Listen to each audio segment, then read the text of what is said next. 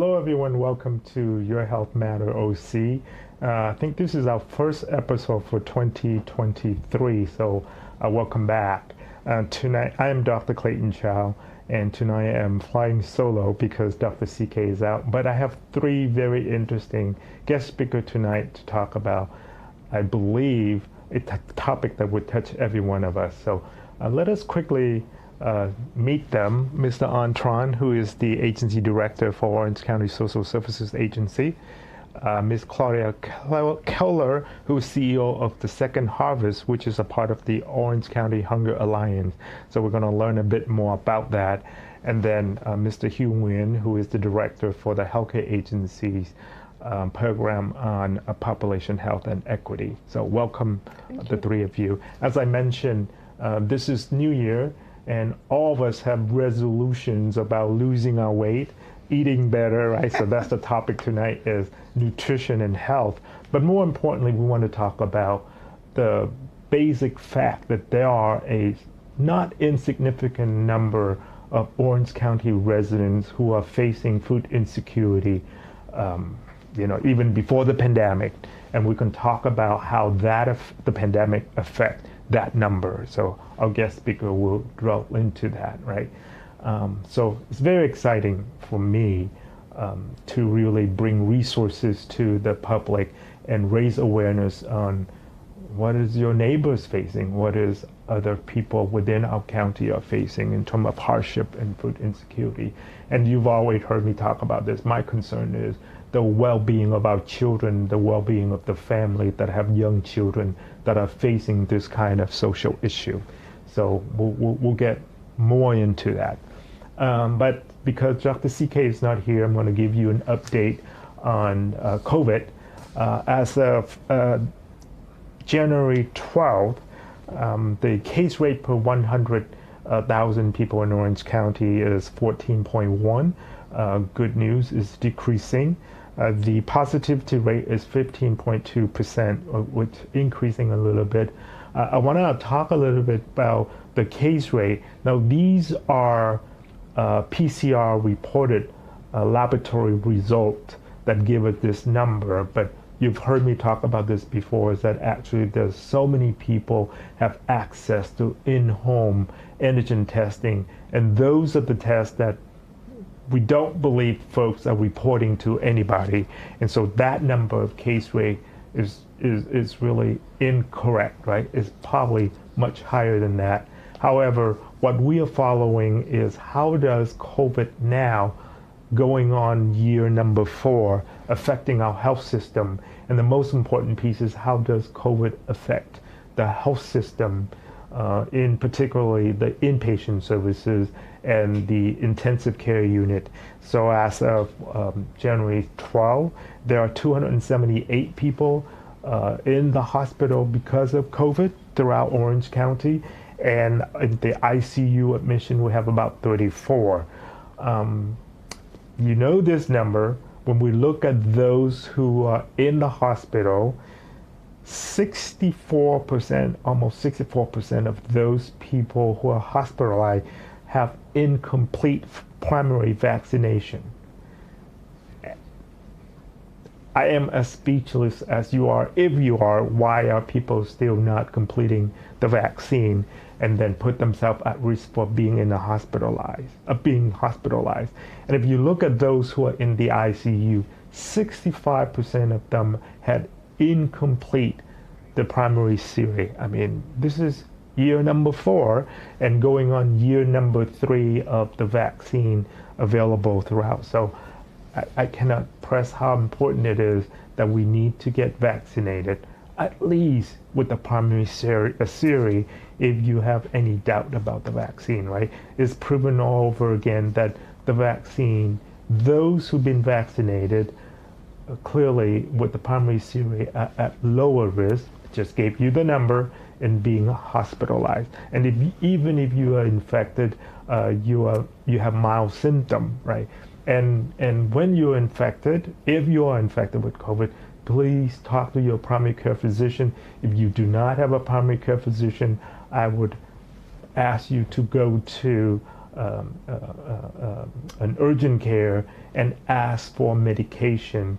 We have a lot of therapeutics agents that could help you and prevent you from, number one, getting hospitalized, and number two, getting worse in terms of the disease progression and having COVID.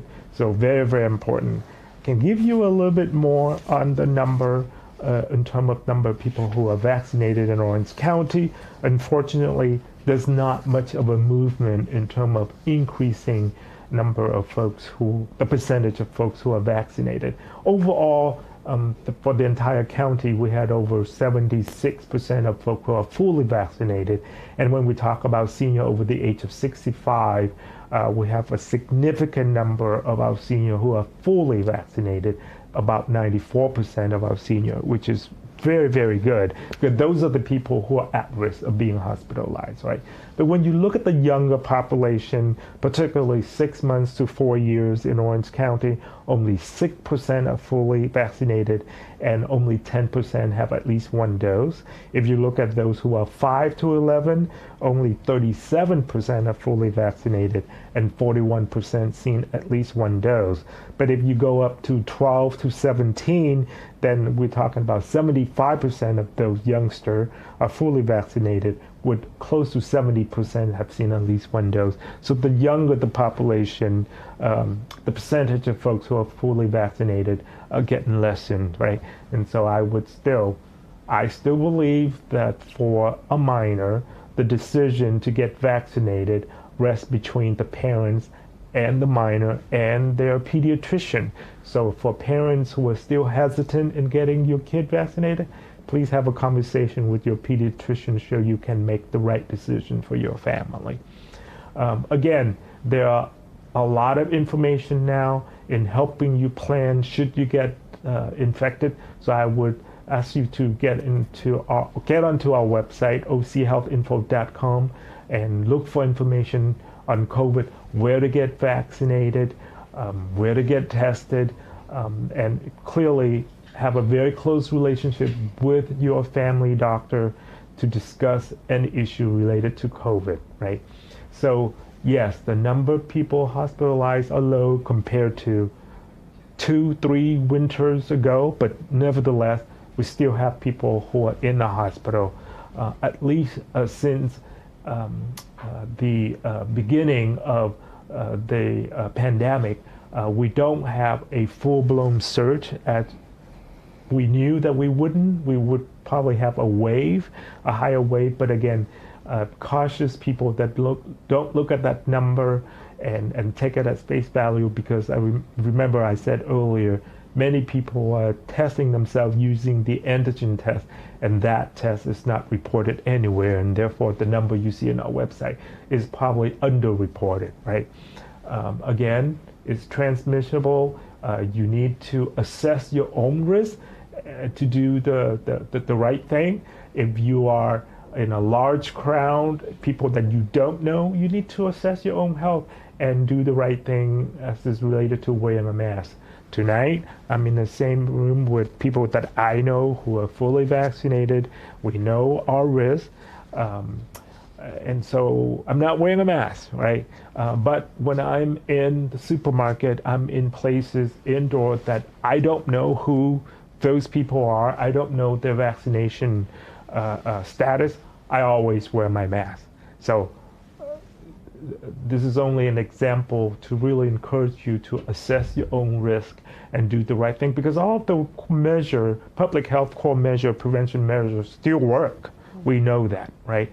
The basic public health core prevention, wearing a mask indoor, wear a mask around stranger, wash your hands frequent, sneeze into your inner sleeve, and all that still work, and people still should practice, okay? You probably have heard that the Secretary of Health at the national level anticipating ending the COVID public health emergency order on April 11th. So that's the plan for now. If we are able to successfully keep the number of people infected low and the public health emergency order going away in April, then there's plan post-COVID. And on our website, ochealthinfo.com, we posted the state recommended plan. Is referred to as the Smarter Plan. Please take a look at that and prepare your own household, again, based on your own household's risk, and do the right thing, right? Again, for adults, I encourage you to get vaccinated. For children, I encourage the parents to have a conversation with the pediatrician so that you can make the right decision for your kid. I know there has been some myth that I am going to issue an order for children to get vaccinated. That is not true. I would implore you as a parent to follow our website, or to go to the state website and look into information about vaccination for children. If you still have not gotten your vaccine and you want to get your vaccine, or you want to get your booster, you can get it. It's widely available at all the chains pharmacy, or you can go onto our website and we can direct you to where you can get the vaccine, or you can go to myturn.gov, again, myturn.gov, and schedule for your vaccine. It's very easily accessible. Please consider that based on your own risk. We do know that the vaccine works, and we do know it does protect people from getting COVID, or even if they get COVID, protect them from being hospitalized as well, protecting them from getting the worst progression in terms of the illness itself. So that's enough about vaccine. Let's get back to nutrition and health. Folks, I don't know if you know, I think we've been talking about the new survey. It's called the National Health and Nutrition Examination Survey. Every other years or so, the CDC, the Center for Disease Control and Prevention, choose about 16 to 18 jurisdictions across the country where they go in and they assess the health and nutritional status of children and family in that county. And this year, luckily, Orange County has been chosen as one of the county, and so they are coming. They will be sending out survey to selected family, and then they will be inviting individual to go in for basic examination, lab work, because they really want to know the health status of representative jurisdiction in the country. The NHANES, as it's referred to, is one of our nation's greatest health information that many researchers and many policymakers look into to make local decisions. Local could be statewide or countywide or district-wide in what to do with prevention work, right? It's around nutrition and health. And so if you are selected by NHANES, please respond to the survey. Please volunteer yourself to meet with them. I know there's compensation, and I don't know what the compensation is. I apologize in that. But if you participate in the examination, the in-person interview, there's compensation for that. So we do know that the impact on health in the U.S. from the survey got the lead out of the gasoline and paint, right? And they used the survey to determine airplane seat width and the seat belt length, children growth chart measurements, obesity studies, and nutrition and diet, etc. There's many benefits to this survey. So if you are chosen, please, I would ask you to participate. Let us go to a quick video break where Dr. Tony Nguyen from the CDC talked briefly about this survey. So let's take a look before we come back and have a conversation with our guest speaker tonight. Thank you.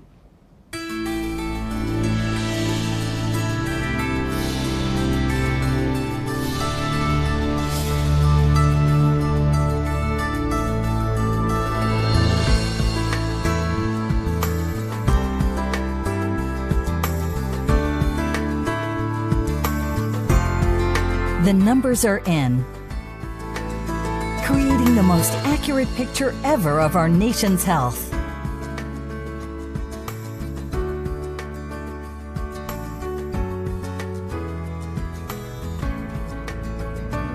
And one national survey plays a prominent role in improving the health of all people living in the United States. NHANES. NHANES, the National Health and Nutrition Examination Survey, is the only nationally representative survey that conducts home interviews and actual physical exams. The data from interviews and exams completed in your county, combined with that from other counties we visited, provides a current picture of the health and nutritional status of people living in the U.S. NHANES data help inform research and shape policy by identifying key trends in health and nutrition and shedding light on emerging health issues. NHANES started in 1960. We've traveled to hundreds of communities across the country and conducted examinations on more than 240,000 people. Since 1999, 15 counties are visited each year, where we examined approximately 5,000 people.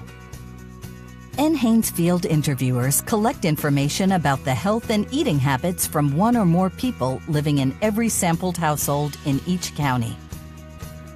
Once interviews are complete, the selected household members schedule their physical exams. The exams happen here, inside state-of-the-art mobile examination centers. They're performed by teams of health professionals working with the National Center for Health Statistics, which is part of the Centers for Disease Control and Prevention. Each team of examiners includes a nurse, a phlebotomist, skilled laboratory and health technicians, and other health study professionals. The NHANES exam varies by age group and gender. It can include height and weight measurement, body composition, blood and urine collection, and a private health interview. The health and safety of NHANES participants is our highest priority.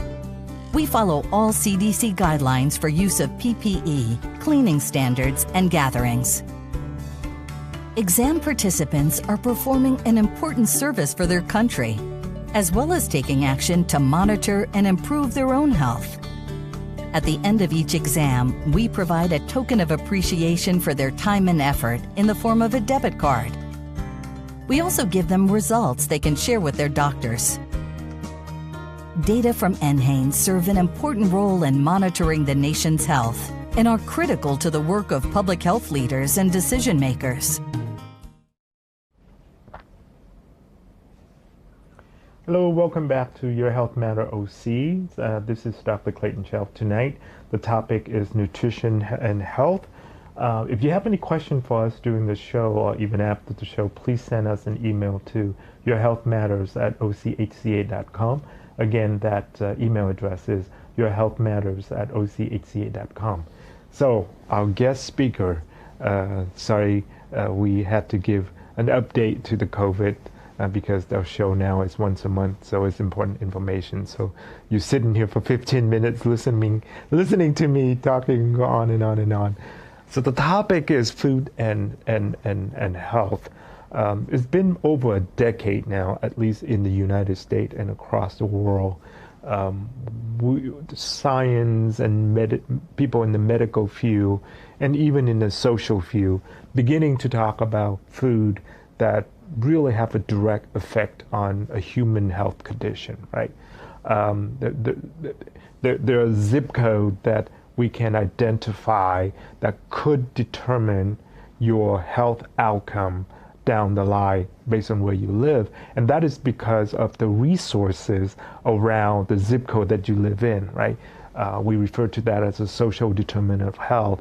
And one of those social determination factor is access to nutritional elements, right?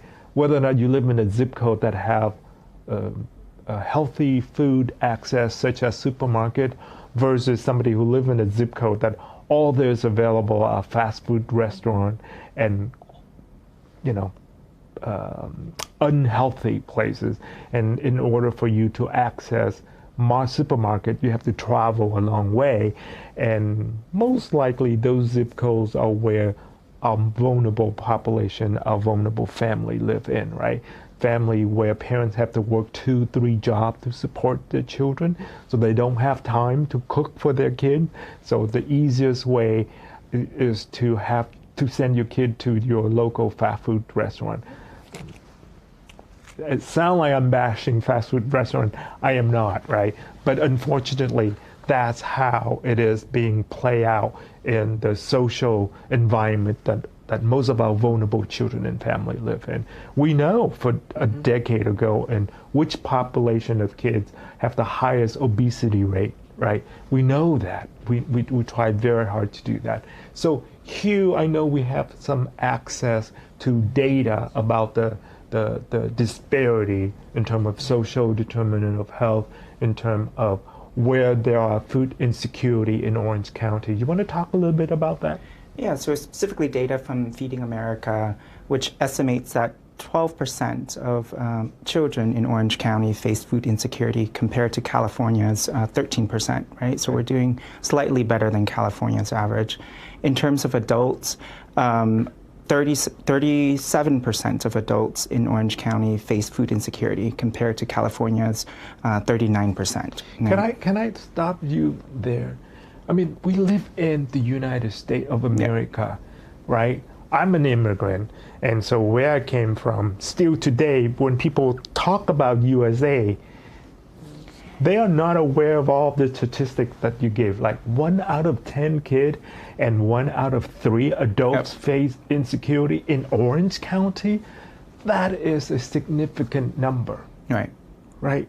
And that's not the image of Orange County we know of, right? In terms of the vulnerability that our communities face, right?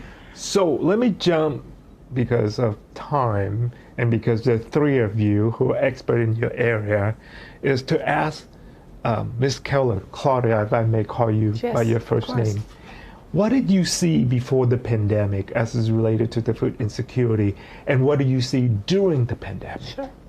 So our statistics are based on our network of distribution. So we have about 300 pantries throughout the county that distribute food. 300 pantries? Yes. Wow. And that's just Second Harvest. That doesn't include all of Orange County Food Bank. So that's a big one, right, to get your mind around that. Before the pandemic, Second Harvest estimated that we were serving 249,000 food insecure individuals in the county. And to your point, in a wealthy county, in a wealthy state, in the richest country on earth. So that's shocking in and of itself. At the height of the pandemic, which for us was July of 2020, that month we averaged 650,000 people that we served in this county. So we saw a huge increase in the amount of people that were accessing the emergency food system. We expected, and it has happened, that the number has come down as people have gone back to work. However, it has never gone back to 249,000. Wow. We were averaging last year in 2022 about 300,000 people served a month through our system. In the last 2 months of the year, we were averaging over 400,000. So we are very troubled by the trend that we are seeing in people accessing the emergency food system. Well, I mean, it's not new news, right? No. For the last 6 months of 2020, we have seen the rise in the cost of food. Oh my God. Yeah. Have you tried to buy eggs? I went to the supermarket over the weekend and I looked for the non-organic eggs, and it was not $8 a dozen. Since when do we see $8 a dozen of eggs, right? And then if you go to the restaurant, the price is not off the roof. So no wonder why you've seen an increase for the last 2 months of 2020. The last 2 weeks, is there any inkling that that number is going to drop? No, not at all. When you take into consideration what we have been paying for fuel, luckily that's for our cars, that's coming down. But we know to anticipate a 2- to 3-fold increase in the cost of home heating as we go through winter. We know the cost of housing is not going down. So even though people are back to work and wages have elevated, when you look at a family budget, you can't pay 80% of your rent, you can't pay 70% of your healthcare cost. the one part of a family's budget that's fungible is food. Yeah. And that's what we're seeing. We're seeing people utilizing the emergency food system to increase their food budget because the need is growing. So I know you are providing food. Yes. And I'm going to come back to you and talk about cultural sensitivity. What kind of food do you provide? Do you put into consideration of people's health condition, right? So be as honest as you can. Okay. If you feel uncomfortable, you can tell me no, Sure, right? sure. Mr. Antron, you're the head honcho for Social Services Agency in Orange County, right? How many people utilize your agency for services? In terms of the overall impact and the reach of SSA, we touch the lives of 1 in 4 individuals. 1 in 4. 1 in 4. I want you to hear that. 1 in 4, meaning 25% of our population. How do you say it? The richest county in this? The richest county and the wealthiest state in the most prosperous nation on earth. Yeah, 1 out of 4 are utilizing social services. Yeah, and with the pandemic, that number has crept up. Okay.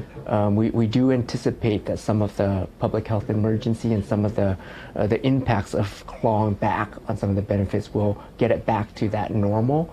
But during the height of the pandemic, it was closer to 1 to 3. Wow.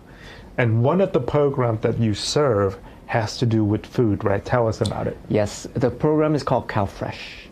And what that program is it helps supplement people's budget and provide them with resources so that they can go purchase food. Okay. What the program used to be called is Food Stamp, but now it's SNAP on a federal level and CalFresh in California. And I encourage everyone to take a look at that program if it is right for them. Okay.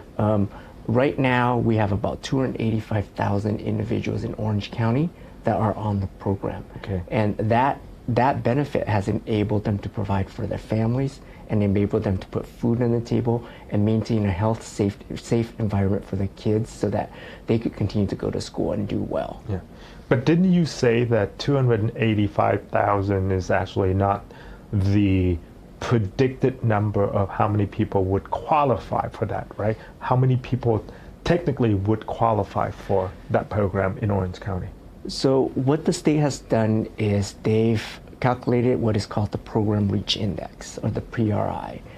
And they estimate that there's far more people that are likely eligible because of their income, of the resources that are available to them on the CalFresh program, but for whatever reason, they are not applying for the program. Okay.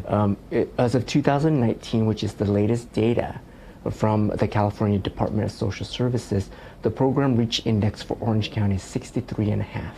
So that means that of all likely individuals that are eligible for the CalFresh program in Orange County, only 63.5% of them make themselves available for the program and apply for the program and become qualified for it. So that is the statistic in 2019, and the number is 285,000? Yeah, right now it's about 285 individuals are on CalFresh. Okay, so if I do the math right, sounded like at least 400,000 people qualify.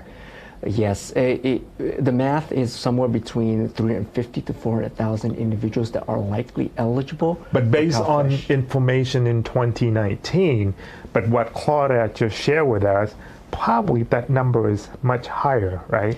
It could be higher. The challenge that we have is that even if we're doing better based upon the CalFresh standard, because it's based on the rules and set income requirements, inflation has eroded the purchasing power of many of these families. Okay. So an allotment that is, let's just say an allotment of $400 in 2019, it's not going to go as far as it's going to go in 2022. Okay. So that's, I think, a different conversation, because the amount of money that we're able to assist people with is not having the same purchasing power now. Okay. But nevertheless, close to 400,000 people in Orange County would qualify for CalFresh. God. Very close to the number that I quoted that we're serving right now. So, so we do have a little brief a video that talked briefly about where to apply for CalFresh benefits. So let's take a look before we come back and have a deeper conversation on this. Okay.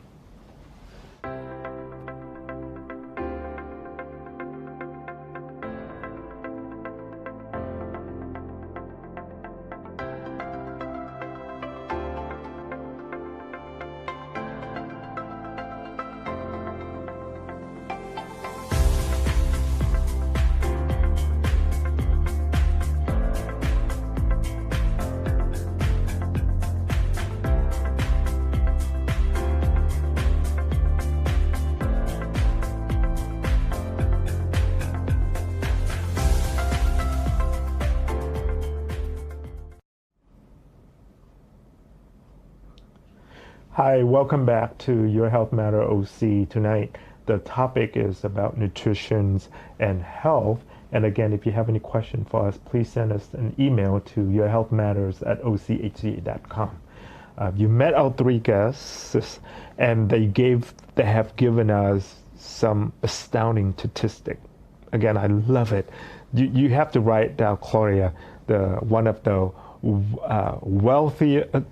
the richest county and the wealthiest state in the most prosperous nation in history. There we go.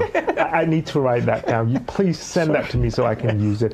I will share with folks that I got it from you. But right. I think it really gives a true picture on how the myth of Orange County richness that unfortunately cause us to not pay attention to those who are vulnerable, right? That's the whole point for the Population Health and Equity initiative here in Orange County. By the way, has been very successful with hundreds of organizations participating, and Second Harvest also participating in this process as well, and so as SSA, right? So you just shared with us that there are about 280 some thousand people who qualify for CalFresh, right? But earlier I alluded to the going away of the federal public health emergency order. What would that do to this qualification for some of the social program, or is there an impact? There's actually going to be major impacts. Okay. When Congress passed the Consolidated Appropriation Bill and passed it at the end of December, what they did was they ended what is called the emergency allotment for CalFresh. Okay. And what that provided is additional supplemental payments to individuals that are already in CalFresh. And we estimate that amount to be about $30 million a month in Orange County alone. Wow. So effective February, that emergency allotment, at the end of February, emergency allotment is going to go away. Okay.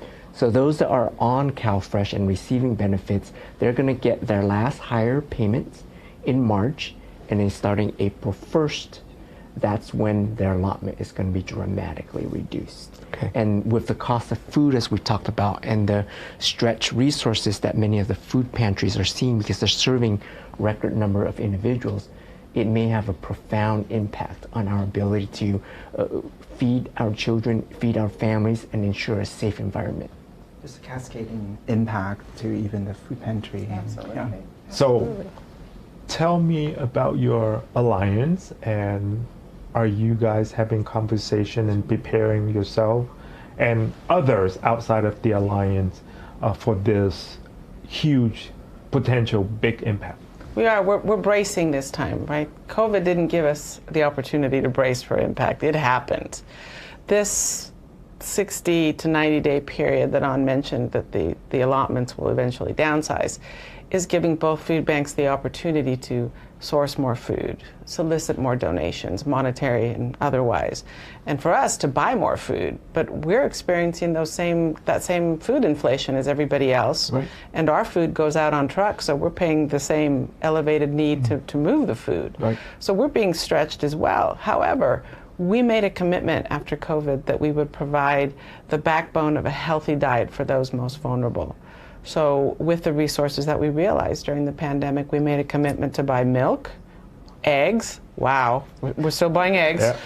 I closed my eyes when I signed the invoice. Produce and lean protein, because we believe that that is a backbone for a family on which to build a healthy diet. Yeah. So briefly, but not so briefly, tell us about Second Harvest, and then tell us about the Hunger Alliance. So Second Harvest is one of 2 food banks located here in Orange County. Both have been in existence for about 40 years. Right before the pandemic, we started talking about coming together because we have a common mission. Right. We are not competitors, we are partners in keeping Orange County fed and healthy. We formed the Orange County Hunger Alliance as a collaboration between the 2 food banks, and subsequently added Abound Food Care, whose mission is around food waste and recovery, because we know that about 40% of the food produced in this country is wasted. So we have a kind of a perverse problem of supply and demand. The problem with hunger is access. Right. It's access to the food that we have. One of our founding tenets is to talk not only of food insecurity, but nutritional insecurity. Okay. The 2 are very different, as you well stated, Dr. Chow. We are working together with our common pantries to both food banks and really trying to figure out how to chip away at the redundancies in the system. The emergency food system wasn't designed. It just happened 40 years ago. We have 2 food banks and there are pantries everywhere, and I often joke that our trucks pass each other on the freeway. So we're working on ways of stretching our economic impact to feed more people and being innovative in how we solve the problem of hunger and food insecurity in this county. Okay. So, beside food bank, what else do you provide? Because we just talked about how food influence have a direct impact on people health condition, particularly those with chronic health condition, right? And there are many research studies looking at if you improve food access and improve the right food to a certain population, you actually can decrease their health condition or stabilize their health condition, particularly the research around the Black community and hypertension, right? Yes. There's been up-teen research looking at that very successful model in addressing that issue and trying to get at the fact that food is medicine or as medicine. And many people translate it as, well, if you eat right, then you can avoid medicine. That's not it.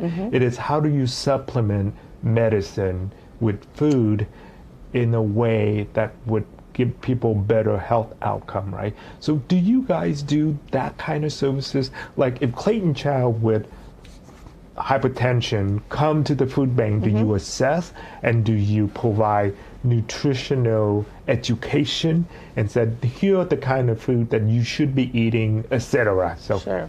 So our partners are independent 501c3s, and we are their provider of food. However, I do know that many of our larger pantries in the county, and particularly in food insecure areas, Anaheim, Santa Ana, that the county does education with our partners.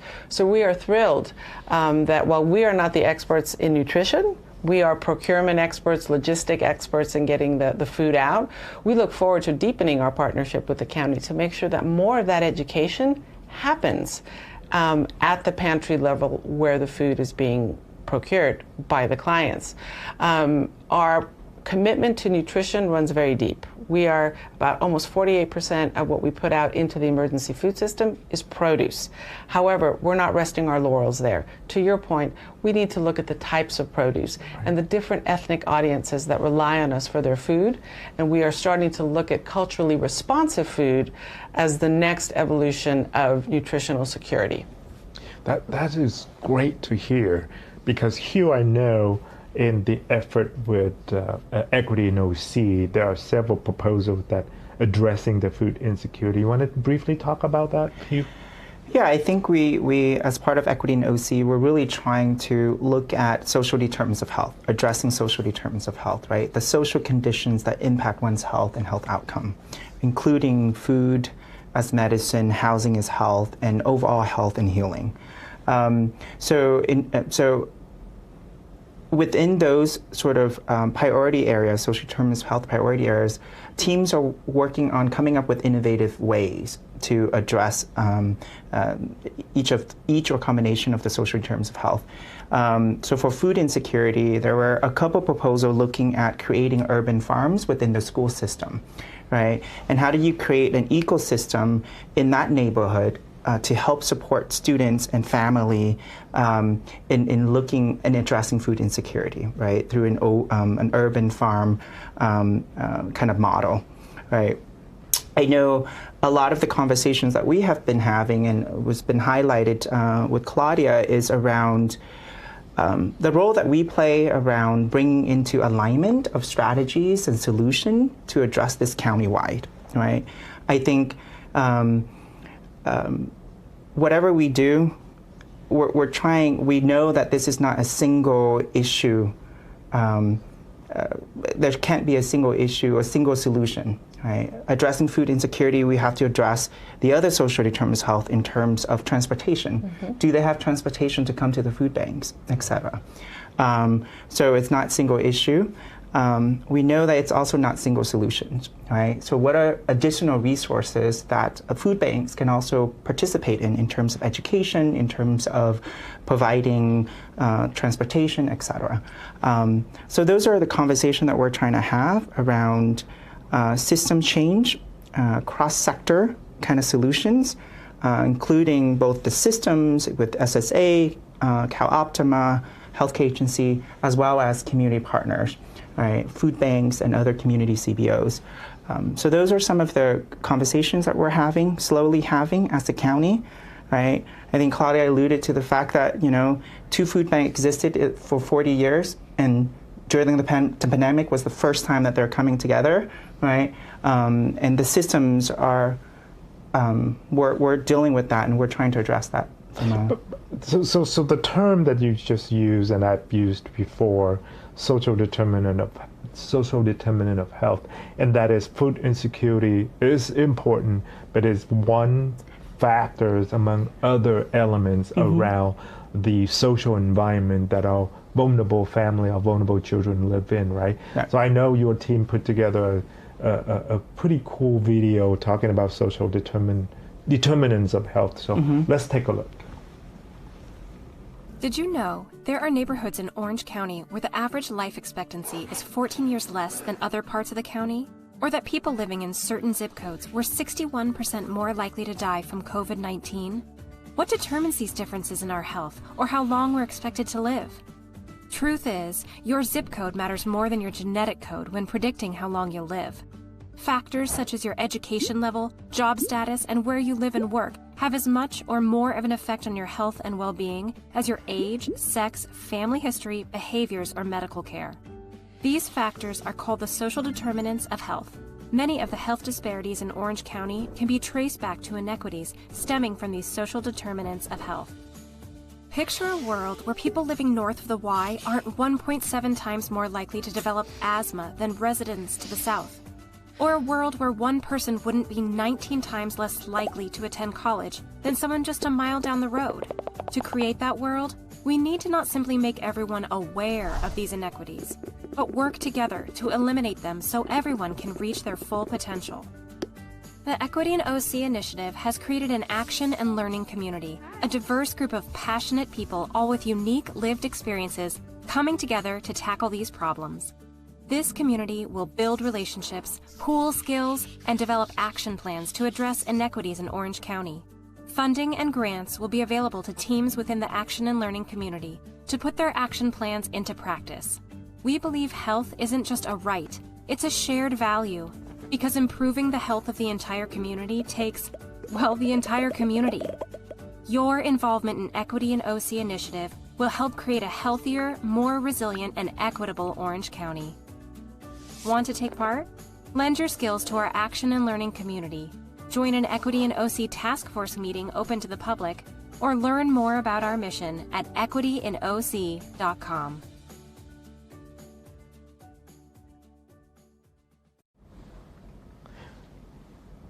Hi everyone, welcome back to Your Health Matter OC. Tonight we are talking about food insecurity and health.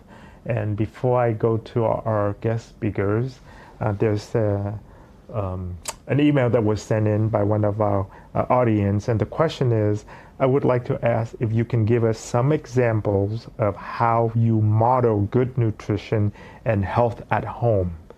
Any take from our guest speakers? The one I always followed with my own son was to always have a healthy choice, always have a healthy option, right?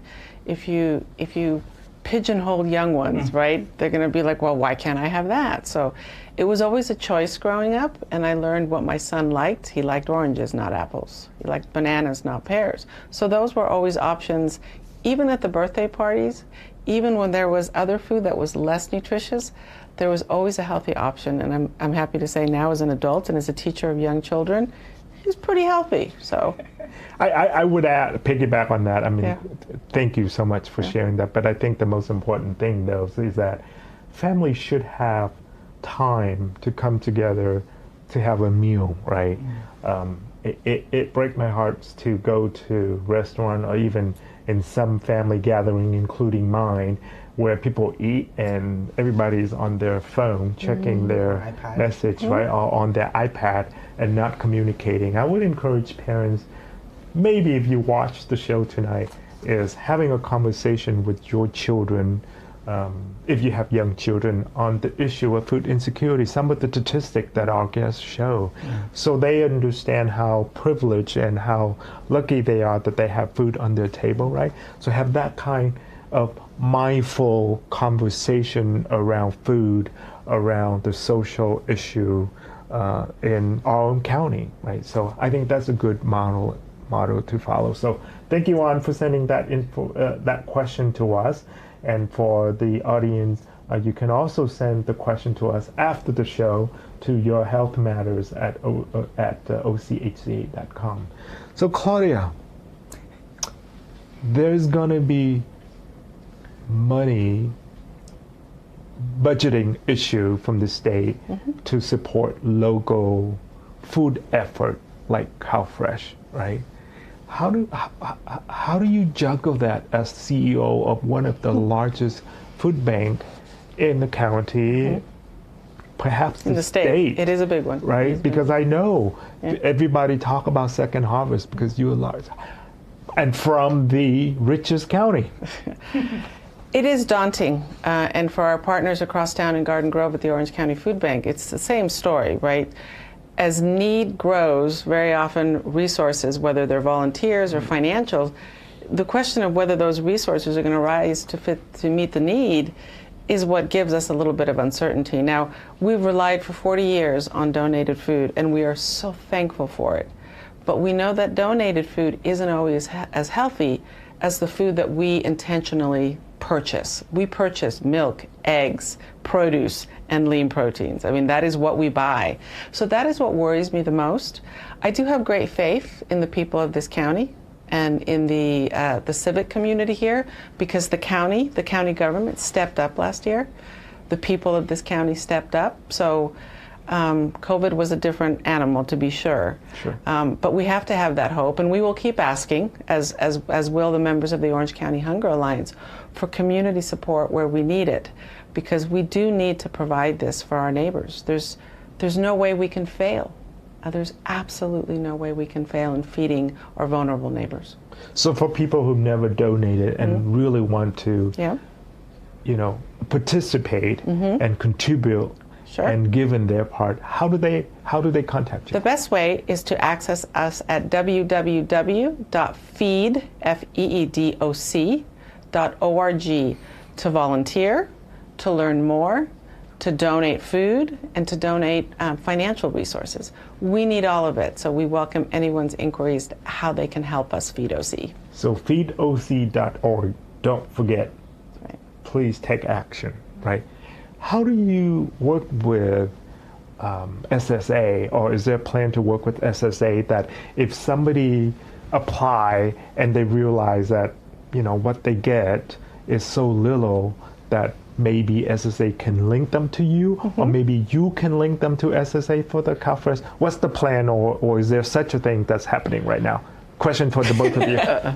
I think that's a good question, because what we're recognizing right now is that we all play a piece in the puzzle. Each individual brings something to the table, but separately, what we bring to the table is not enough to take care of a family holistically. Yeah. So there's been much more conversations that we have with community partners, with the food banks, with CalOptima, faith organization, in terms of how do we leverage all of our resources and bring them together so that we can actually take care of family in a much more comprehensive way. And as part of the Hunger Alliance and the CalFresh Collaborative, we're talking about taking a look at a lot of the groups that are out there, and their mission is good, in which they're going to focus on food insecurity, nutrition, food as medicine concept, and bring them all together and making sure that everyone is working together so that we're all moving in the same direction. So that is at least the start of the conversation, and what COVID has taught us, at least for our agency, is that we can't do it alone.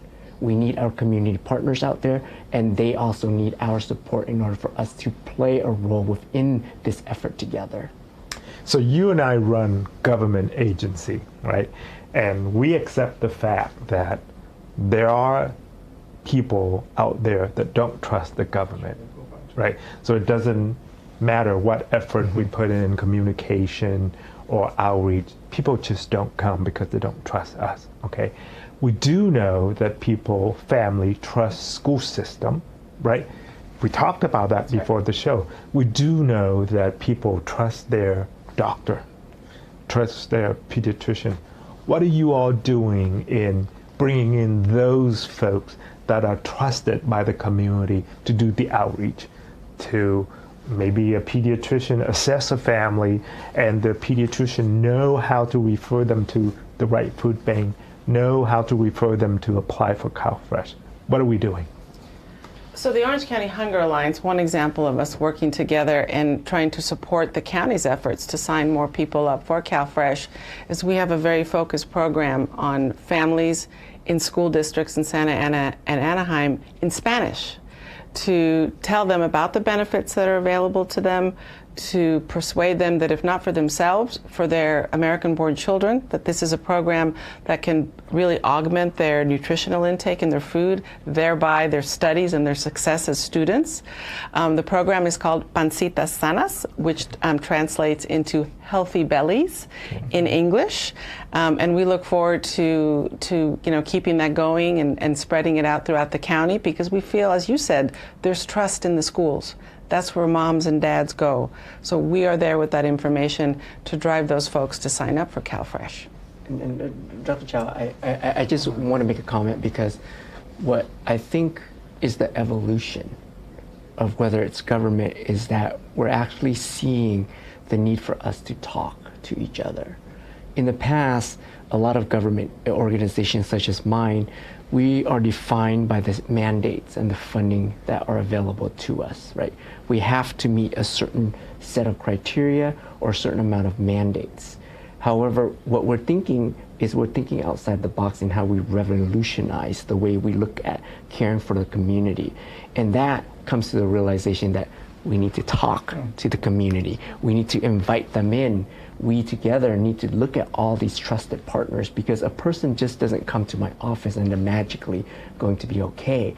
They're going to come to my office, get the help they need, but they're going to go back to the community. They're going to rely on their churches. They're going to rely on their family resource centers within the community. They're going to go to the food bank. And that is where I think there's an opportunity for us to do a much better job at working together so that we help solve each other's problem together. So, I would add that, I think oftentimes our solution or our intervention is the what is dictated by funding, right, and who's funding us. But the how we do it, I think that's what you're speaking to, right? How do we do it better for the community as a whole? People's issues are not single issue, right? They're not single solutions to whatever we're trying to address in Orange County, right? Whether that's food insecurity or housing or et cetera. And so just adding that element in there, right? The how we do it's what we're trying to figure out and revolutionize and do things differently. Yeah, and just going full circle, because that is when we start building the trust with the community. right? If I'm behind closed doors, or if I'm in an office building and you got to come to me and bring a stack of verification, that doesn't lend itself to trust. But if I'm out there partnering with people that they know and they trust, and I'm trying to solve a problem for them, that is going to help generate trust as well.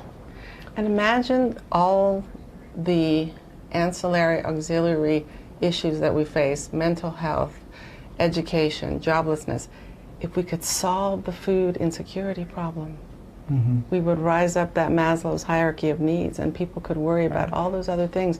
But if you're hungry, there's not much you can do. Or if your kids are hungry, there's not much you can think about. So that's such a fascinating statement that really warrant another show for us to come back and talk about that, right? And I'm serious. I think we need to come back and talk about it and really talk about proposed solution, right? It is great to discuss, and it's great to talk about hypothetically this should happen, but how do we carry that out? So I am putting a plug out for all of you to come back and really talk about real solution in the face of dropping in funding, in the face of rising costs of food, right? Even for a food bank to really, I mean, I'm sure you're only buying, and you're able to buy half of the eggs that you would have been able to before the beginning of the recessions and the risings in food costs and what have you, right? So you will not be able to serve as many people as you used to before, right? So how do we find solution for that? Because it is not, because if I were somebody who's in the audience and listening in and I want to donate, I want you to tell me, how are you going to think for the sustainability piece? We haven't talked about sustainability. We have to talk about sustainability. But if this recession is real and it's coming in a big way, it's going to be a few years, right? So how do we sustain this? So don't you think it warrants show number 2? I think so. Yeah, Call my agent. We need to come back to talk about this. I want to thank all 3 of you so much for really having this dialogue with us. I know we didn't have much question from the audience, but hopefully we will have more question as we prepare for the second show. I know we have something planned for February, but perhaps in March I would invite the 3 of you back, and then let's talk about solution, right, in face of the recession, and really perhaps dig a little bit more into health and nutrition, right? The pediatrician, the family doctor is going to see a lot more worsening health outcome just because food access is the real issue, right? So how do we tie in with the medical side and discuss this, right? There's going to be some adjustment for medication in a big way, because if people are not able to afford healthy food, they're going to see it. Their blood sugar is going to rise, their blood pressure is going to rise, the physician's going to have to do something, right? So let's come back and talk about solution, right? In 30 seconds, what is your advice in the meantime?